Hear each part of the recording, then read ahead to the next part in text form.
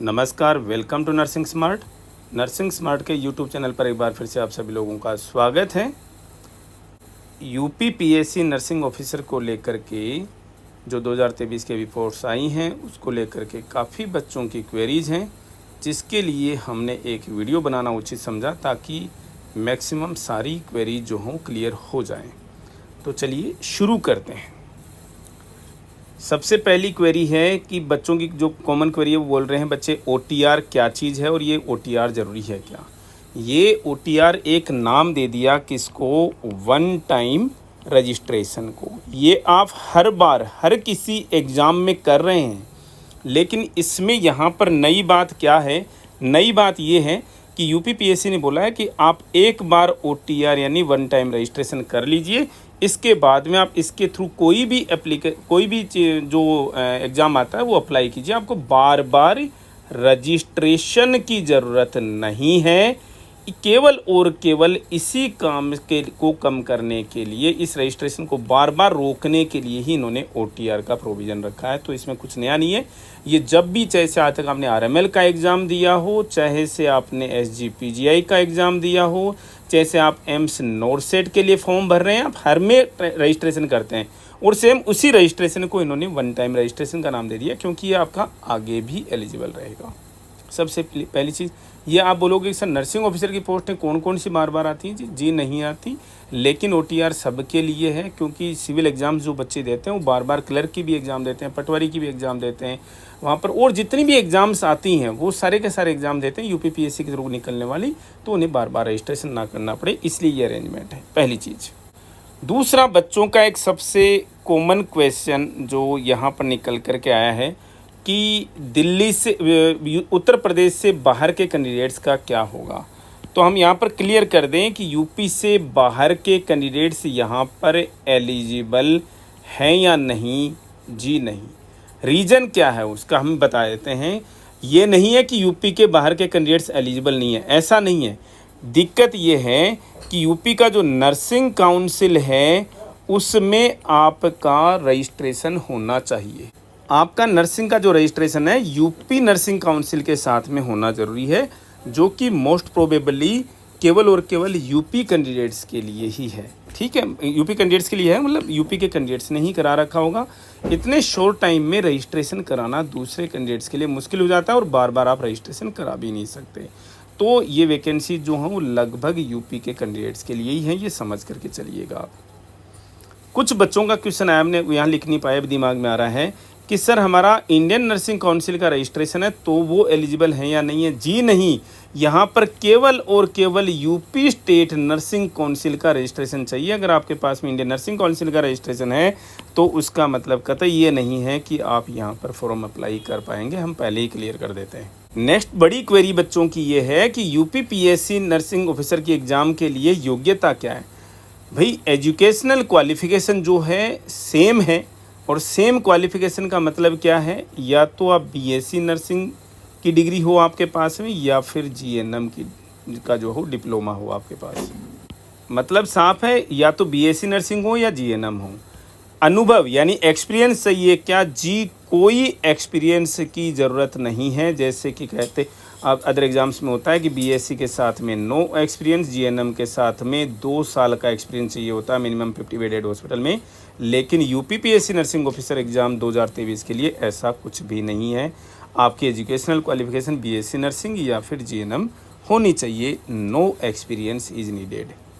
अब यहाँ पर एक सबसे बड़ा जो पेच आ रहा है, ये जो 15 नंबर का, क्योंकि जो एग्ज़ाम होगा वो 85 मार्क्स का होगा, और 85 के एग्ज़ाम मार्क्स के आप एग्ज़ाम देखने का मतलब है यहाँ पर 15 नंबर और जो 100 नंबर में से कम पड़ रहे हैं, ये 15 मार्क्स किस लिए हैं? केवल और केवल एक्सपीरियंस के हैं। तो किस एक्सपीरियंस के हैं वो चीज़ आपको बहुत ज़्यादा इम्पोर्टेंट यहाँ पर है, आपको समझ में आना चाहिए कि यूपी स्टेट में कॉन्ट्रैक्ट बेसिस पर काम कर रहे नर्सिंग ऑफिसर्स को ये क्या मिलेगा, इस एक्सपीरियंस का बेनिफिट जो हो मिलने वाला है। लेकिन यूपी स्टेट में काफ़ी डिपार्टमेंट्स में नर्सिंग ऑफिसर्स जो हैं वो काम कर रहे हैं। इसका मतलब कौन से, क्या सभी को मिलेगा? जी नहीं, हम आपको क्लियर कट बता देते हैं। Medical and health services department UP, एक तो डिपार्टमेंट बने हुए हैं भाई अलग अलग, medical and health services department, ठीक है, एक तो ये यूपी का। दूसरा कौन सा है, एक है medical education and training department, दूसरा है medical education and training department. तो इन डिपार्टमेंट्स के अंडर जिसकी पोस्टिंग है केवल और केवल उन्हीं कैंडिडेट्स को एक्सपीरियंस का बेनिफिट मिलेगा। फिर दूसरी बात, कितने मार्क्स मिलेंगे, हर एक साल के, एक साल कंप्लीट कर दिया 3 नंबर आपको मिल जाएंगे, एक साल 11 महीने 25 दिन भी किया तो भी आपको 3 ही नंबर मिलेंगे, जब तक 2 साल कंप्लीट नहीं होते तब तक 6 नंबर नहीं मिलेंगे। यानी कि मैक्सिमम 5 ईयर्स का जो एक्सपीरियंस है उसके 5-15 नंबर मिल जाएंगे अनुभव के। आई होप समझ में आ जाना चाहिए, किसी भी बच्चे को कोई कन्फ्यूजन नहीं रहना चाहिए, उनको पता होना चाहिए कि हमारी पोस्टिंग जो कौन से डिपार्टमेंट में है, medical and health services department या फिर medical education and training department में अगर उनकी पोस्टिंग है तो ही उन्हें इन एक्सपीरियंस के मार्क्स का बेनिफिट मिलने वाला है।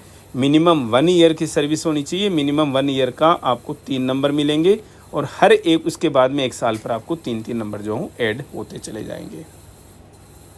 क्वेश्चन भी बन गया उसी चीज़ पर, क्या यूपी गवर्नमेंट में कार्य कर रहे किसी भी कर्मचारी को अनुभव अंक मिलेंगे? जी नहीं, हर एक एम्प्लॉय को नहीं मिलेंगे, हमने ऑलरेडी क्लियर कर दिया है। किसको मार्क्स मिलेंगे? Medical and health services department में काम करने वाले एम्प्लॉयज़ को और medical education and training department में काम करने वाले एम्प्लॉयज़ को ही ये मार्क्स मिलने वाले हैं। अब यहाँ पर एक बड़ा क्वेश्चन और आ रहा है, यूपी पीएससी नर्सिंग ऑफिसर 2023 की परीक्षा में कितने स्तर हैं? 2 स्तर हैं जी, एक प्रीलिम्स होगा, एक मेंस होगा। और हमने इन दोनों एग्ज़ाम्स के लिए आपको जो प्लान जो बता दिया है, 85 मार्क्स का प्रीलिम्स एग्ज़ाम होगा जो कि कैसा होगा, ऑब्जेक्टिव, यानी कि एमसीक्यूज आएंगे इसके अंदर। 85 मार्क्स के अंदर एमसीक्यूज कितने होंगे? 170 एमसीक्यूज होंगे। 170 में भी 120 क्वेश्चन जो हैं वो नर्सिंग से होंगे, जबकि 50 क्वेश्चन जो हैं वो जीके, मैथ प्लस हिंदी से होने वाले हैं। अब यहाँ पर हम आप लोगों के साथ डिस्कस करेंगे कि मैथ और हिंदी की प्रिपरेशन हम आप लोगों को कराएंगे, जीके के क्वेश्चंस भी हम आप लोगों के लिए देखेंगे कि कहाँ से किस तरीके के क्वेश्चंस यहाँ पर आने वाले हैं।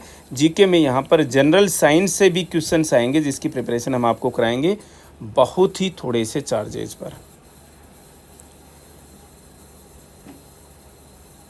तो प्रीलिम्स में 85 मार्क्स का एग्ज़ाम होगा जिसमें 170 क्वेश्चंस आएंगे, 15 नंबर वही अगेन एक्सपीरियंस को आपको मिलने वाले हैं। मेंस कैसा होगा जी? मेंस भी ये 85 मार्क्स का ही होगा, लेकिन मेंस होने वाला कैसा है?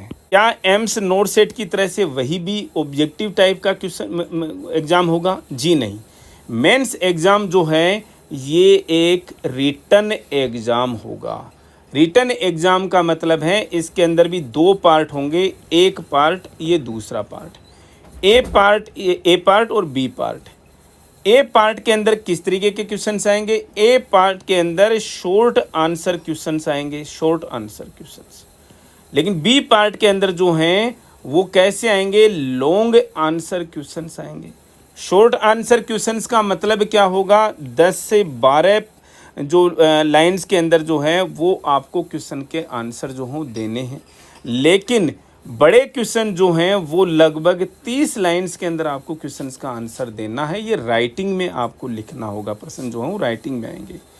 पार्ट ए के अंदर टोटल 5 क्वेश्चंस होंगे और हर एक क्वेश्चन जो है वो 5 नंबर का होगा, यानी टोटल 25 नंबर के क्या होंगे? शॉर्ट आंसर क्वेश्चंस होंगे। सारे के सारे आपको करने ही हैं, मतलब नहीं करोगे तो नंबर नहीं मिलेंगे, इसमें कोई निगेटिव मार्किंग नहीं होगी, ठीक है ना। लेकिन लॉन्ग आंसर क्वेश्चंस जो हैं वो कितने तक के होंगे? हर क्वेश्चन जो है वो 15-15 नंबर का होगा और टोटल क्वेश्चंस आएंगे 6, लेकिन आपको उनमें से कोई 4 क्वेश्चन ही करने हैं। कहने का मतलब 15 मार्क्स इंटू 4 क्वेश्चंस, तो ये 60 मार्क्स का सेक्शन हो गया लॉन्ग आंसर वाला। शॉर्ट आंसर वाला जो 25 मार्क्स का हो गया, टोटल 85 मार्क्स का हो गया। वापस क्लियर कर दें कि ये जो 4 क्वेश्चन हैं इनकी जगह पर क्वेश्चन आपको 6 मिलेंगे। जो आपको अच्छे से 4 क्वेश्चन आते हैं वो आपको यहाँ पर आंसर करने हैं। वी होप यहाँ पर आप लोगों को एक चीज़ बहुत अच्छे से समझ में आ गई होगी कि किस तरीके से क्वेश्चन आने वाले हैं और किस तरीके से आपको अटेम्प्ट करना है। प्रारंभिक परीक्षा यानी प्रीलिम्स के अंदर एमसीक्यूज ही आएंगे, मेंस के अंदर जो लॉन्ग आंसर क्वेश्चंस यानी आपको लिखने होंगे क्वेश्चन के आंसर्स, ऑप्शन नहीं आएंगे जिसमें शॉर्ट आंसर और लॉन्ग आंसर क्वेश्चंस हो। दोनों परीक्षाओं के लिए आवेदन शुल्क अलग अलग लिया जाएगा क्या? जी नहीं, एक ही बार आपको एप्लीकेशन फीस लगेगी, उसके बाद में कोई फीस नहीं लगेगी। क्या दोनों परीक्षाएं ऑनलाइन होंगी? ऑनलाइन का यहाँ इन्होंने बता नहीं रखा, लेकिन हम आपको बता देते हैं। प्रीलिम्स जो है प्रारंभिक परीक्षा तो हमारे हिसाब से ऑनलाइन होनी चाहिए, जो जिसमें एमसीक्यूज आएंगे, लेकिन मेंस जो है वो क्या होगी? ऑफलाइन एग्ज़ाम होगा, पेपर पर एग्ज़ाम होगा, कन्वेंशनल एग्ज़ाम होगा ये। और इसके अंदर मेंस के अंदर ये एक चीज़ और बता दें आपको, सारे के सारे जो क्वेश्चंस हैं, कितने क्वेश्चंस आएंगे? 5 तो पार्ट ए के अंदर आएंगे, 4 क्वेश्चन जो हैं वो पार्ट बी के अंदर आएंगे। ये 5-5 नंबर के होंगे तो 25 हो गए, और ये 15-15 नंबर के हो गए तो 60 नंबर के हो गए। इनमें ये जो सारे के सारे क्वेश्चंस हैं ये केवल और केवल सब्जेक्ट रिलेटेड यानी नर्सिंग से ही होंगे, और इसमें नेगेटिव मार्किंग पॉसिबल नहीं है। क्या नेगेटिव मार्किंग की कैलकुलेशन की जाएगी? यस, की जाएगी। हर 3 गलत क्वेश्चंस पर, हर 3 गलत क्वेश्चन पर एक क्वेश्चन आपका जो सही है उसको गलत कर दिया जाएगा। तो आप बोलोगे साहब मेरा तो एक ही क्वेश्चन गलत हुआ जी। कहने का मतलब है 1/3 निगेटिव मार्किंग जो है वो यहाँ पर आपकी होने वाली है, यानी कि 0.33 मार्क्स निगेटिव मार्क्स काट दिया, यानी एक क्वेश्चन का 0.33 मार्क्स काट लिया जाएगा अर्न किए हुए मार्क्स में से। इसको भी आप समझ करके चलिएगा, और ये प्रीलिम्स में ही एप्लीकेबल है। एप्टीट्यूड में क्या पूछा जाएगा? अब अभी हमने आपको बताया कि प्रीलिम्स का जो पैटर्न है एग्जाम का, उसके अंदर सारे के सारे एमसीक्यूज होंगे। कितने एमसीक्यूज होंगे? 170 क्वेश्चंस होंगे, आधे नंबर का, यानी टोटल 85 मार्क्स के क्वेश्चंस होंगे। अब यहाँ पर 170 में से 120 क्वेश्चन नर्सिंग से होंगे और 50 क्वेश्चन जो है एप्टीट्यूड के होंगे। एप्टीट्यूड के अंदर क्या क्या आएगा? एप्टीट्यूड के अंदर एक तो हिंदी आएगी, और ये हिंदी में विलोम शब्द, वाक्य और वर्तनी शुद्धि, अनेक शब्दों के अर्थ यानी पर्यायवाची शब्द, तत्सम और तद्भव शब्द, विशेष विशेषण और पर्यायवाची शब्द, जो कि हम प्लान कर रहे हैं अगले 2 दिन के अंदर कोर्स अपडेट कर देंगे, जो बहुत ही नॉमिनल चार्जेस पर हम आपको एप्टीट्यूड इसका पढ़ाने वाले हैं। क्योंकि पूरा कोर्स तो इसलिए नहीं करा सकते कि अभी तक हमारा कोर्स जो कंप्लीट नहीं हो पाया है, जो कि नर्सिंग को दिसंबर तक कंप्लीट हो पाएगा। तो यहाँ पर अगर आप देखते हैं कि जो एप्टीट्यूड का जो सेक्शन है वो हम कराना चाह रहे हैं, और इसमें क्या क्या आएगा? हिंदी आएगी 20 नंबर की, 20 मार्क्स के जो क्वेश्चन, 20 नंबर की नहीं, 20 क्वेश्चंस जो हैं वो हिंदी से यहाँ पर आने वाले हैं। हिंदी से कितने क्वेश्चंस होंगे? 20 क्वेश्चंस आपके यहाँ पर रहने वाले हैं। कितने नंबर के होंगे? 10 नंबर के होंगे। बाकी एप्टीट्यूड के 30 क्वेश्चंस होंगे, यानी कि 15 नंबर के क्वेश्चन होंगे। और इस एप्टीट्यूड के अंदर जनरल साइंस भी होगी, मैथमेटिक्स भी होगी जो हम पढ़ाते हैं 10th के लेवल की, और जीके के क्वेश्चन, इंडिया लेवल के और यूपी स्टेट के लेवल के। तो आप ये समझ के चलिएगा यहाँ पर क्या 10 क्वेश्चन जनरल साइंस से जो हमारा कैलकुलेशन कहता है, 10 क्वेश्चन मैथमेटिक्स से, और 10 क्वेश्चन ही यहाँ पर जीके से आने वाले हैं। बोलना मत। तो एप्टीट्यूड का हम आपको बता दें, 10 question GK, 10 question general science, 10 question mathematics से, और 20 क्वेश्चन जो है वो हिंदी से आने वाले हैं। और ये होगा टोटल 25 नंबर का सेक्शन, 50 क्वेश्चंस को लेकर के। समझ के चलिएगा। एक बड़ा क्वेश्चन कि बच्चे अनुभव प्रमाण पत्र कहाँ से लें? कौन बच्चे? जिनका 1 साल से ज़्यादा एक्सपीरियंस हो गया है, medical and health services department, medical training, education and training department में जो बच्चे काम कर रहे हैं, उनको अनुभव प्रमाण पत्र के मार्क्स मिलेंगे। जिनका अनुभव 1 साल से ज़्यादा का हो गया है, हर साल के 3-3 नंबर मिलेंगे। ये आपके इस एप्लीकेशन में, इस नोटिफिकेशन में अपेंडिक्स 5 जो लास्ट में दे रखा है अनुभव प्रमाण पत्र, ये आपके डिपार्टमेंट में आपको HOD से साइन कराना होगा थ्रू प्रॉपर चैनल। तो यहाँ से आपको अनुभव प्रमाण पत्र मिलने वाला है। दोनों परीक्षाओं में न्यूनतम मार्क्स कितने चाहिए? इसमें general candidates, OBC candidates, EWS candidates को क्या चाहिए? 40% मार्क्स चाहिए, और SC ST कैंडिडेट्स को 35% रिटर्न एग्ज़ाम्स के अंदर, जो ऑनलाइन एग्ज़ाम है या मीन्स प्रीलिम्स और मेंस एग्ज़ाम है, एग्ज़ाम्स के अंदर क्या चाहिए? ये मिनिमम मार्क्स चाहिए। ठीक है, मिनिमम मार्क्स चाहिए।